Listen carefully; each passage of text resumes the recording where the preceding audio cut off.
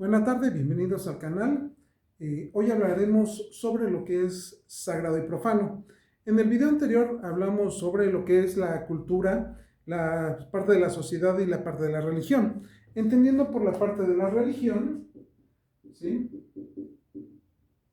como una raíz latina que es religare, re, ¿sí?, que es otra vez, ¿sí?, ligar. ¿Ligar qué? En la religión, el hombre con el hombre, es decir, por medio de esta situación, establecer un vínculo de hermandad. Voy a mencionar uno de los salmos que se utiliza para ilustrar este término de la hermandad. ¿Cuál es? El Salmo 133, que habla sobre esta parte de la hermandad, de la fraternidad, de la armonía, que es convivir todos, ¿no?, en armonía. Es lo que se pretende por medio de una religión. Sin embargo, hablábamos anteriormente que estamos en una cosmovisión basada en un dualismo irreconciliado. Por eso es bien difícil llegar a un consenso de cuál es la religión verdadera. En este entendido, vamos a ver que esta parte de la religión, de esta parte religare, va a ser entre los miembros de una misma religión, porque no nos podemos ligar con otra parte que estamos irreconciliados. Un ejemplo de ello es las religiones que son abrámicas, como cuáles: catolicismo, ¿sí?, lo que son los musulmanes y lo que es el judaísmo, que parten de una figura patriarcal que es Abraham. Por eso son las religiones abrámicas. Por eso el catolicismo se va a basar en la parte de una piedra, ¿sí?, lo que es un muro, lo que es el muro de Jerusalén. Los musulmanes en la Meca, que es la mano sagrada de Dios. El judaísmo, el muro de los lamentos. Sin embargo, que parten de un fin en común, de una piedra, ¿sí? En el caso del catolicismo, en la figura de Pedro, que significa piedra, que es la primera figura de la iglesia, entonces ahí es esta parte que se va a basar en una piedra. Sin embargo, no se van a poder reconciliar debido a este punto. Entonces, la hermandad va a ser entre mismos miembros de una misma religión. Entonces, ahí viene esta parte de la religare. Por otro lado, también el hombre con una naturaleza, ¿sí? El hombre con la naturaleza también va a buscar una parte de hermandad. Hermano Sol, quien lo ilustraba muy de manera adecuada, era Francisco de Asís. Hermano Sol, hermano Luna, que tiene unos escritos respectivos, hermano Sol, hermano Luna, en donde hermana el hombre con la naturaleza, el hombre con la divinidad. Entonces aquí vamos a buscar esta religare con Dios, naturaleza, hombre. En esta parte del ligare vamos a tener también una división, lo que es un orden sacro, que aquí viene lo sagrado, y una parte profana. Vamos a empezar con esta parte que es la profana. ¿Sí? La profana, que es delante de algo, delante de un templo.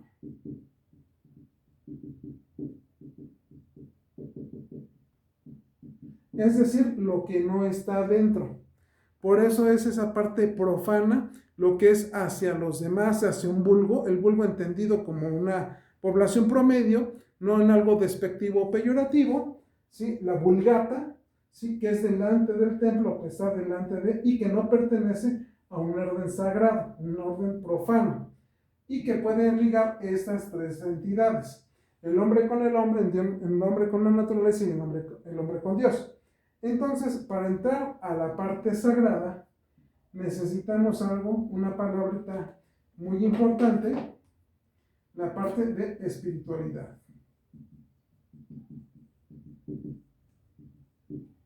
Para entrar en esta parte de la espiritualidad, no necesariamente se tiene que pertenecer a una parte religiosa, ¿sí?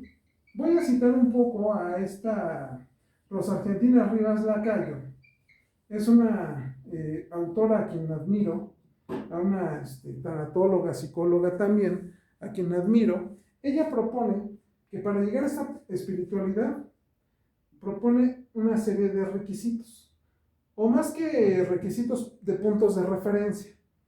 Uno, que sea un aspecto individual,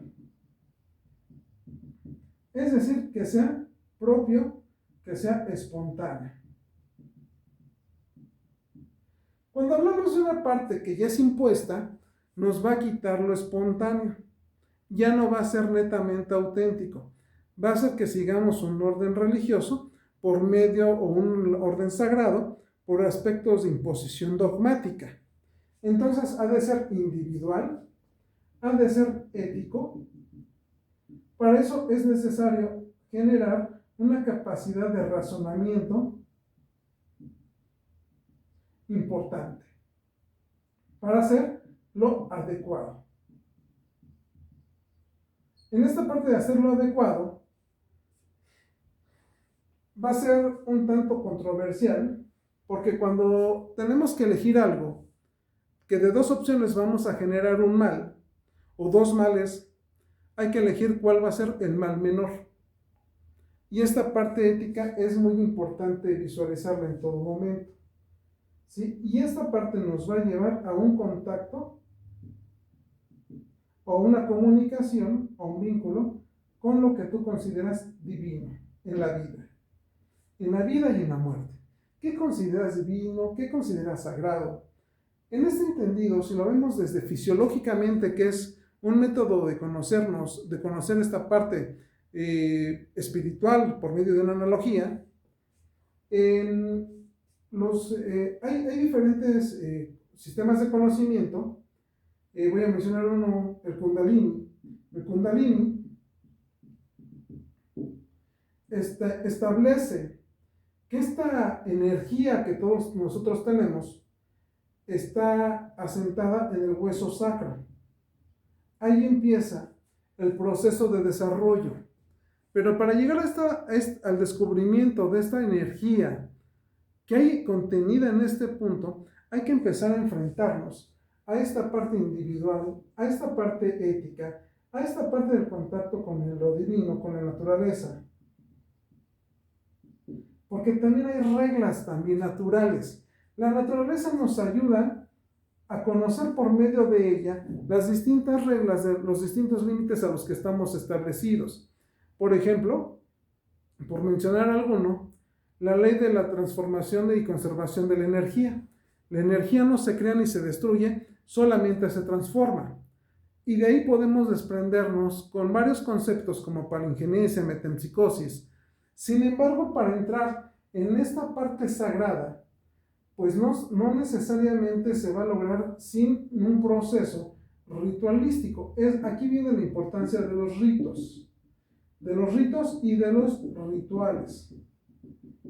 Por ejemplo, ahorita que se acaba de celebrar el sábado, lo que es la misa de gallo que le llaman, se enciende un cirio pascual, el cual va a tener una representación del hombre, en el cual se le van a colocar ciertos elementos con tal de que, o con la finalidad de hacer una parte de una sacralización, hacerlo sagrado. Si vemos cualquier ceremonia religiosa, va a haber un momento en que van a sacralizar. Eso quiere decir que lo van a sacar ese elemento de un orden profano para meterlo en un orden sagrado. Hay una película que lo ilustra de una manera muy puntual, y si vemos toda la que sería una tetrada, que son cuatro películas, son 5, ¿sí? La película de Matrix, la tetrada de Matrix más la adicional que acaba de salir hace unos meses, podemos ver que a la figura de Neo, que significa el recién nacido, lo sacan de un inconsciente colectivo, en palabras de Jung. lo sacan de un inconsciente colectivo para ingresarlo en un mundo sagrado, en un mundo sacralizado. Por eso lo rescatan de una colectividad, de una máquina que extrae la energía a los hombres y lo sacan de ahí para meterlo en otro orden de ideas. Entonces de ahí, esta es la parte sagrada. Por eso también mediante los ritos iniciáticos tenemos a la personalidad que se rescata de esa colectividad, de ese inconsciente colectivo, para llevarlo en un orden superior de preparación. No es novedad también, si nosotros revisamos la literatura bíblica, ¿sí? Que dentro de esta literatura tenemos a 12 apóstoles, donde había enseñanza para una colectividad, pero la enseñanza para ellos era totalmente diferente, porque pertenecía a un orden sagrado, a un orden sacro. Entonces, esta energía que está sentada en el hueso sacro de nosotros, que es la colita que está en la parte de la columna vertebral, esa colita tiene esa energía que es una potencia que se va desarrollando de manera consciente. Para eso nos sirve esta parte sacramental, sacralizarla. Entonces, para entrar a ella, ¿qué es necesario? Pues un rito iniciático, ¿sí? Estos ritos, estos rituales iniciáticos. En el catolicismo tenemos el bautismo. Si lo vemos de manera secular, tenemos el registro civil, que va a rescatar a un niño de una colectividad, de un inconsciente colectivo, y se le va a asignar una identidad. Y esa identidad va a ir plagado de deberes y de derechos. Entonces, a partir de ahí, también la religión, en un orden sagrado, nos va a sujetar a una lista de deberes y de derechos. ¿Por qué? Porque se nos rescata de esa colectividad y empezamos con un ejercicio de una educación, ¿sí? Que ya no es una educación exotérica, sino una educación esotérica. Por eso existen los apostolados en el catolicismo. Por eso, si revisamos nosotros escuelas iniciáticas, también manejan esta idea de rescatar al individuo de un inconsciente colectivo mediante un proceso o rito de iniciación, ¿sí? Lo sacan y empiezan un momento de preparación. Tan es así que hay ciertas palabras para identificar. Si ustedes revisan la historia de diferentes escuelas esotéricas, las que ustedes conozcan o las que ustedes investiguen ahorita que las estamos presentando en el discurso, ¿por qué? Porque rescatan al individuo de una colectividad y es necesario para llegar a esta educación esotérica. El conocimiento esotérico es el conocimiento interno y partimos de que por medio de un conocimiento, Immanuel Kant le llamaba criticismo, que Dios existe, pero lo podemos conocer mediante mecanismos racionalmente establecidos, es decir, mediante un método. Y lo primero que tenemos para conocer una divinidad es a nosotros mismos, a la naturaleza, a una sociedad. Entonces, para entrar en este tipo de conocimiento esotérico, pues es necesario también dividir ese mundo que es sagrado del mundo profano. Y en ese mundo profano es cuando convives con esa colectividad. Nunca nos vamos a poder desligar. Vamos a estar dentro de este campo de estudio y brindando herramientas y también adquiriendo herramientas de manera consciente, por lo tanto de manera responsable en ese proceso de conocimiento. Entonces, ¿cómo queda representado también lo sagrado? Pues lo podemos ver en una iglesia donde tienen el Santísimo. Donde está el Santísimo, está en un lugar en particular y también hay que hacer una analogía. Si ustedes revisan principalmente las iglesias antiguas, estamos hablando de 1900 para atrás que se construyeron en esa época, sería importante ver cómo está construida. Y si nosotros hacemos la analogía de que una iglesia es la representación del hombre acostado boca arriba, ¿en qué parte está el sagrario? Porque ahí es donde se acentúa la parte de lo sagrado, que usualmente lo ubican en el corazón. Ahí está lo sagrado. Ahora, coloquialmente hablando, cuando se habla de un sacrificio, usualmente se entiende de manera equivocada. El sacrificio se entiende como un proceso de renuncia, como un esfuerzo desmedido, una parte donde te vas a sangrar y no necesariamente. De hecho, en la parte de la parte sagrada se puede empezar a confundir con la parte de sangrar, sacralizar con sangrar, y no necesariamente, porque tiene que ver lo sagrado con el flujo vital, con el arché, con esta parte que nos motiva, con esta ánima. Entonces ahí hay que ver también cuál es la implicación del uso también de la palabra vamos a hacer un sacrificio. El hacer un sacrificio significa que vamos a hacer algo sagrado. Y probablemente no hay algo más sagrado que el trabajo, porque del trabajo emana la salud, la alegría y la prosperidad, como la tengamos entendido. Entonces es importante hacernos esa serie de preguntas. Pues bien, para el próximo video vamos a ver un tema importante ligado con los anteriores en la cuestión de cultura y familia. ¿Cuál es la implicación de esta cultura con la familia? Con estos temas que también hemos visto, si bien el título es otro, es diferente al que venimos manejando, al de hoy, por ejemplo, es una liga que se está estableciendo a partir de que empezamos a ver la cosmovisión, ¿sí? Y todo va de la mano.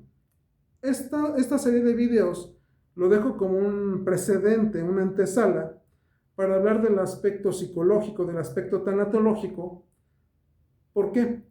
Si no lo conocemos, si no ayudamos a la persona a que en ella descubra qué es lo sagrado en la vida, mucho menos le vamos a poder ayudar cuál es el sentido de su existencia. Porque el sentido de la existencia es netamente individual, es una parte ética.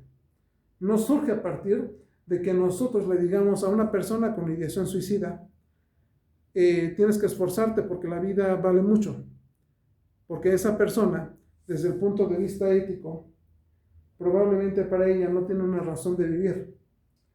Pero quizás una adecuada pregunta que uno le puede hacer le puede ayudar a cuestionarse de las verdades a las que ha llegado. Y esa verdad es que quizás sin la persona o la situación que esté viviendo de pérdida, la vida pierde sentido. Cuando la vida en términos latos, es decir, en términos puros, no tiene un sentido en sí. El hombre es el que le atribuye un sentido a la vida. Por eso es diferente el definir vida a definir existencia. Por eso es cuál es el sentido de tu existencia. Y ese sentido de tu existencia puede rondar en este término sagrado. ¿Qué le aportas a la divinidad por medio de las elecciones que estás tomando en tu día con día? Y pues muchas gracias y que tengan excelente tarde.